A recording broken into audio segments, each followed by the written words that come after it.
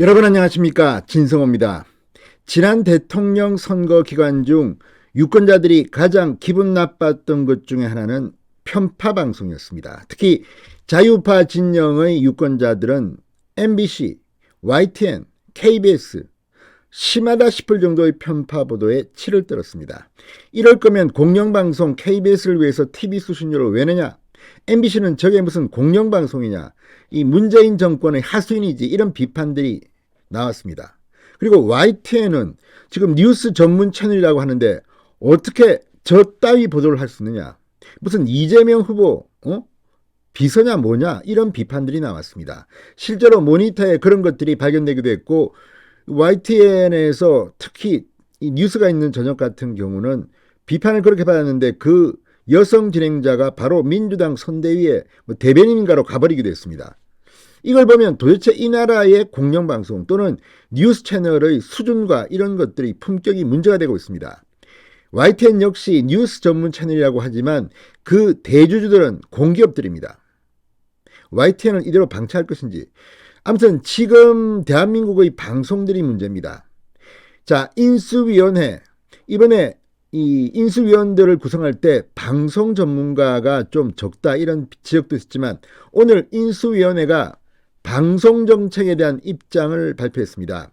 자, 박성중 의원, 지금 인수위 과학기술교육분과 간사입니다. 박성중 의원, 이 과기방이 간사도 했던 그런 정치인입니다.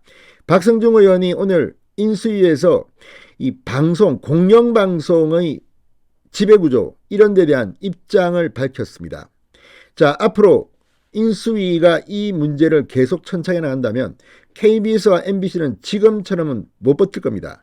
지금 뭐 돈은 돈대로 퍼주고 자기들은 자기 마음대로 저쪽 정권에 주구 같은 노력을 했다는 비판을 받고 있습니다.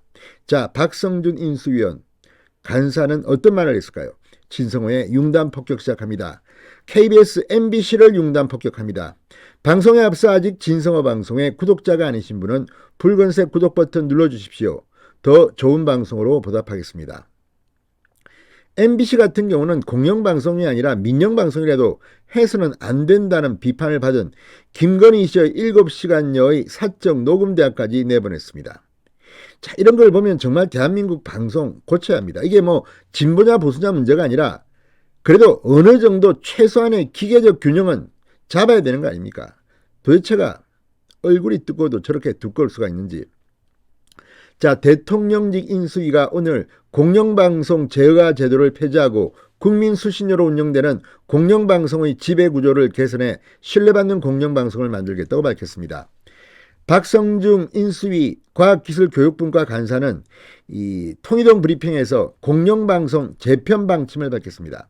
자, 지금은 두리뭉술하게 말하지만 이번 이 인수위의 과제를 가지고 문재인 정권에서 윤석열 정권에서는 확실하게 공영방송을 손봐야 합니다.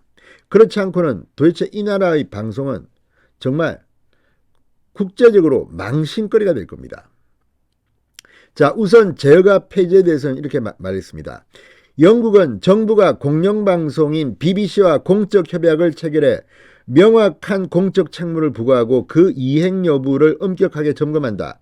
협약 제도를 도입해 공영방송에 걸맞는 공적 책무와 결과를 스스로 책임지도록 하고 협약을 하면 실적평가와 피드백을 하는 3단계 선수한 체계를 구축하겠다고 강조했습니다.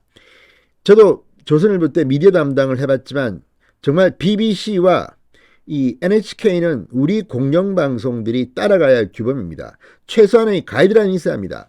KBS도 엉망진창으로 하다가 박권산 사장 때 BBC 가이드라인을 흉내내서 KBS 가이드라인을 만든 적도 있습니다. 그런데 이 가이드라인과는 전혀 무관하게 정권의 하수인 같은 방송을 해서 논란이 되기도 했습니다. MBC는 말할 것도 없습니다. 이 자들이 무슨 공영방송 기자들입니까? 자, 공영방송 지배구조와 관련해선 정권 눈높이가 아니라 국민 눈높이로 문제를 진단하고 정권의 기준이 아니라 국민의 기준으로 공영방송이 정치적 중립성과 신뢰성을 확보할 수 있도록 지배구조 개선을 추진하겠다고 했습니다. 지배구조 개선, MBC는 팔아버려야 합니다. 민영화시켜야 합니다. 이 이야기는 윤석열 대통령 후보 때 여러 번 나온 적이 있습니다. 자, 그런데 문제는 지금 여소야대입니다. 이제 민주당이 협력하지 않으면 이거 쉽지 않습니다. 입법하는 쉽지 않고 입법 없이 할 수 있는 것부터 하나둘씩 챙겨나가야 합니다. 자, 박성준 간사는 더불어민주당 노조 방송 관계자 등의 주장을 종합해 미디어 혁신위원회에서 다시 한번 검토하고 방향을 정해서 추진하겠다고 말했습니다. 자, 미디어 혁신위원회 정도가 아니라 정말 이 과거의 선진국들이 했던 그런 방송 개편, 무슨 매머드 위원회를 만들어야 합니다.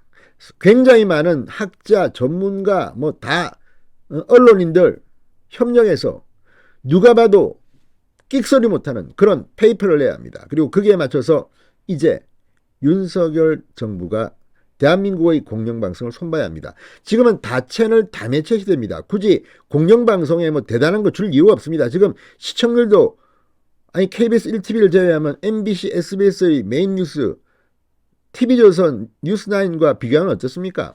이제 국민들은 다 알고 있습니다. 속지 않습니다. 특히 수신료가 문제입니다. 박성준 간사는 국민이 내는 수신료를 얼마나 어디에 사용하는지 투명히 평가받기 위해 회계 처리와 집행 내용을 공개하겠다. 수신료위원회를 설치해 수신료의 적정한 금액에 대한 객관적 검토를 하고 수신료의 배분 기준 등도 마련하겠다고 강조했습니다. 공정성의 마지막 보루인 심의체계를 개편하겠다. 민간 역량 강화를 위해 심의 관련 교육 지원을 강화 확대하는 한편 방심위의 방송통신심의 사례 DB를 구축하고 민간 DB 개방해 민간 심의 능력을 증진하겠다. 민간 중심의 자율심의제도 도입 로드맵도 마련할 것이라고 했습니다. 김어준 같은 사람이 어떻게 공영방송의 시사 프로그램을 진행하는지 이건 말도 안 됩니다. 아무튼 윤석열 정부의 국민들이 바라는 것은 많습니다. 그 중에서도 방송체제, 특히 공영방송의 이 편향된 것을 바꾸지 않으면 국민들은 당선시킨 이유를 되묻을 겁니다. 진성호의 융단 폭격이었습니다. 여러분 감사합니다.